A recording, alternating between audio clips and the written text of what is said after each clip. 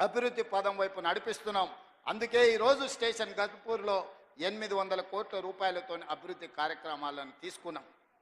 కొన్ని విషయాలు ఆడబిడ్డల విషయం కావచ్చు, ఆర్టీసీ బస్సులు ఇవ్వడం కావచ్చు, లేకపోతే సోలార్ పవర్ ప్లాంట్లు కావచ్చు, ఎన్నడైనా వాళ్ళు ఆలోచన చేసిండ్రా ఈ ఆడబిడ్డలను ఆదుకోవాలని? ఈరోజు మా స్వయం సహాయక సంఘాలను అడుగుతున్నా, మీ పావలా వడ్డీ కానీ మీ జీరో వడ్డీ కానీ ఎన్నడన్నా మిమ్మల్ని 10 ఏళ్ళల్లో ఇంటి బయటికి రానిచ్చిండ్రా బీఆర్ఎస్ వాళ్ళు, గత ప్రభుత్వం అని నేను అడుగుతున్నా. ఇవాళ మా అక్కల్ని అందరినీ ధైర్యంగా రండి, మీ తమ్ముడికి అడ్డగా నిలబడండి, మీ సోదరుడు ఉన్నాడు, మీరు అభివృద్ధి పదం వైపు నడవండి అని చెప్పి ఈరోజు ఆడబిడ్డలకు ఈరోజు మేము నిలబడ్డాం. నేను అడుగుతున్నా చంద్రశేఖర్ రావు గారు, ప్రొఫెసర్ జయశంకర్ గారి ఊరిని కూడా 10 ఏళ్లలో నువ్వు రెవెన్యూ విలేజ్ చెయ్యలేదు. నేను వచ్చిన తర్వాత జయశంకర్ గారి ఊరిని రెవెన్యూ విలేజ్ చేసిన. ఈ ప్రభుత్వం వచ్చినాకనే వరంగల్కి ఎయిర్పోర్ట్ వచ్చింది. ఈ ప్రభుత్వం వచ్చినాకనే రైల్వే కోచ్ ఫ్యాక్టరీ మీకు వచ్చింది. ఈ ప్రభుత్వం వచ్చినాకనే వరంగల్కి అండర్ గ్రౌండ్ డ్రైనేజ్ వచ్చింది. ఈ ప్రభుత్వం వచ్చినాకనే వరంగల్కి ఔటర్ రింగ్ రోడ్ వచ్చింది. ఈ ప్రభుత్వం వచ్చినాకనే మీకు కాళోజీ కళాక్షేత్రం పూర్తయింది. ఈ ప్రభుత్వం వచ్చినాకనే వరంగల్ అభివృద్ధి కార్యక్రమాలు ఆగిపోయిన ఫ్లైఓవర్ బ్రిడ్జు నాయని రాజేందర్ రెడ్డి పట్టుబట్టి దాన్ని పూర్తి చేయడానికి ఒక కొలికి పట్టుకొస్తున్నాడు. ఈ ప్రభుత్వం వచ్చినాకనే 800 కోట్ల రూపాయలు ఈరోజు స్టేషన్ గన్పూర్కు మనం ఇవ్వగలిగినాం.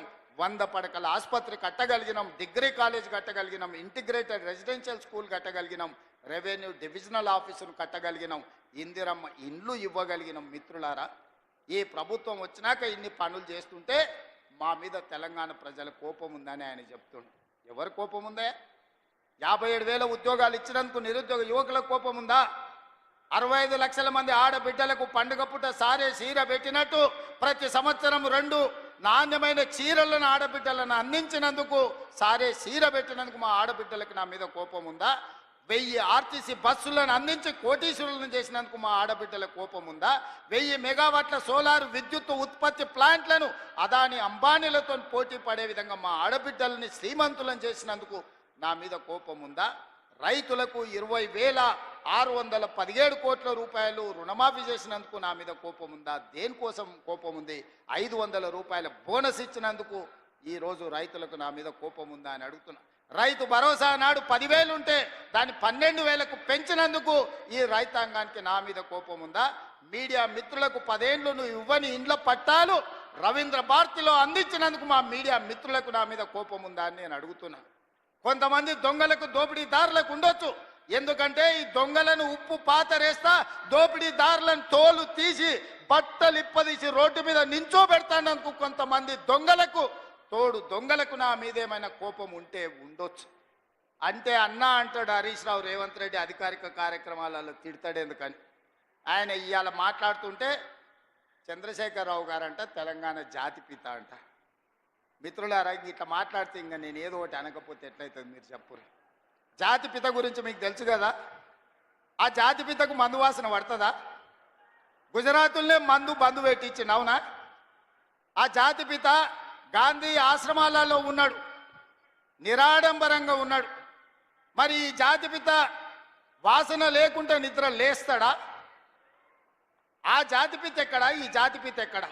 ఆ జాతిపిత ఎక్కడో చిన్న చిన్న దళిత వాడల్లో జీవితం గడిపితే 100 ఎకరాల ఫామ్ హౌజుల్లో ఈ జాతిపిత గారు ఉన్నారు. ఈయన జాతిపిత ఎట్లయితాడని నేను అడుగుతున్నా. అసలు పోల్చుకోవడానికన్నా పొంతన ఉండాలి కదా. పులిని చూసి నక్క వాతలు పెట్టుకుంటే వాతలతోని నక్క పులి అయిపోతుందా? జాతిపిత అంటే ఎవరు? కొండ లక్ష్మణ్ బాబూజీ జాతిపిత అంటే ఎవరు? ప్రొఫెసర్ జయశంకర్ జాతిపిత. ఏ పదవి లేకుండా సర్వం త్యాగం చేసి ఈ దేశం కోసము, స్వతంత్రం కోసము, తెలంగాణ రాష్ట్రం కోసం సర్వం దారబోసిన కొండ లక్ష్మణ్ బాపూజీనో ప్రొఫెసర్ జయశంకర్ తెలంగాణకు జాతిపిత అవుతాడు తప్పితే నోరు తెరిస్తే అబద్ధాలు చెప్పేటోడు, తెలంగాణ రాష్ట్రాన్ని దోసుకున్నాడు, 100 ఎకరాల ఫామ్ హౌజులు కట్టుకున్నాడు, 1,00,000 కోట్ల రూపాయలు సంపాదించుకున్నాడు, టీవీలు పేపర్లు పెట్టుకొని అబద్ధాలను విషప్రచారం చేసేటోడు తెలంగాణ జాతిపిత ఎట్లయితాడని తాటి చెట్టులాగా పెరిగినాయని నేను అడుగుతున్నా. ఇవాళ నేను ఇక్కడున్న యువకుల్ని కూడా అడుగుతున్నా, ఎవడయా జాతిపిత తెలంగాణకు? తాగుబోతాడు జాతిపిత అవుతాడా అని నేను అడుగుతున్నా. త్యాగాలు చేసినోడు తెలంగాణకు జాతిపిత అవుతాడా? తాగుబోతాడు తెలంగాణకు జాతిపిత అవుతాడా అని నేను అడుగుతున్నా. ఒక జయశంకర్ ఒక కొండా లక్ష్మణ్ బాబుజో తెలంగాణ జాతిపితలు అవుతారు తప్పితే తెలంగాణను జలగల్లాక పట్టి పీడించుకున్నవాడు తెలంగాణ ప్రజల రక్తం దాగినోడు ఎవడు జాతిపిత కాడు. ప్రొఫెసర్ జయశంకర్ గారు ఊరిని రెవెన్యూ విలేజ్ చేయకుండా అవమానించిన చరిత్ర మీదైతే ఆ రెవెన్యూ విలేజ్ చేసిన చరిత్ర మాది. కాళోజీ కళాక్షేత్రాన్ని పూర్తి చేసిన చరిత్ర మీదైతే 10 ఏళ్ళు పడవ పెట్టిన చరిత్ర మీది. అందుకే మిత్రులారా, ఈరోజు తెలంగాణ సమాజం అంతా ఆలోచన చేయాలి. ఆనాడు తెలంగాణ ఉద్యమం చేసినాను,